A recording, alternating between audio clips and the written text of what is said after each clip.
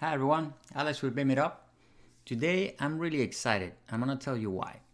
I've been trying to solve this problem for about 10 years now. And if you're watching this video, maybe you have too. So let's talk about plumbing isometrics and how we solve the issue of hiding one pipe behind another. Let me describe the problem for you.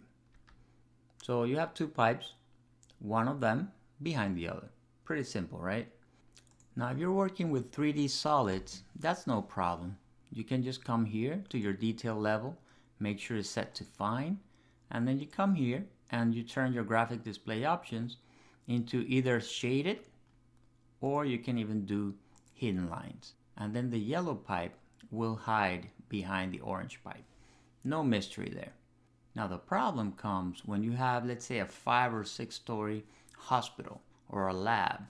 And even when you try to isolate by system and you have something like sanitary drainage on its own, or let's say lab waste, you can end up with a lot of information crammed in there, and it's very hard to see if you have it as a two-line display, like if there were 3D real objects, right? And the challenge is that the only way Autodesk products know how to hide one thing behind another is if you have solids, if they're displayed as solids with a contour. So if I were to turn this into a single line, so I come here to my detail level and I turn this into medium, for example, then I have single lines here, but the yellow pipe is not being hidden by the orange pipe in front. So what we want is for this gap, this break here, to occur.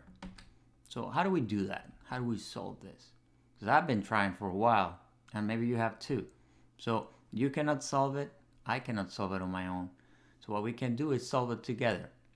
There's a post, an Autodesk forum post, under the Revit idea chat that addresses this issue. And a bunch of years ago, it gained some traction, but then it kind of died out. So what we need to do is bring it back up to life.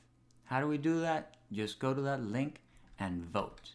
Make sure you're signed into your Autodesk account. It's completely free and it takes 2 seconds. So just go ahead and vote, and let's make your life better, my life better, and everybody else's life better. Like the video and share so other people can vote too. Good luck and have a nice weekend.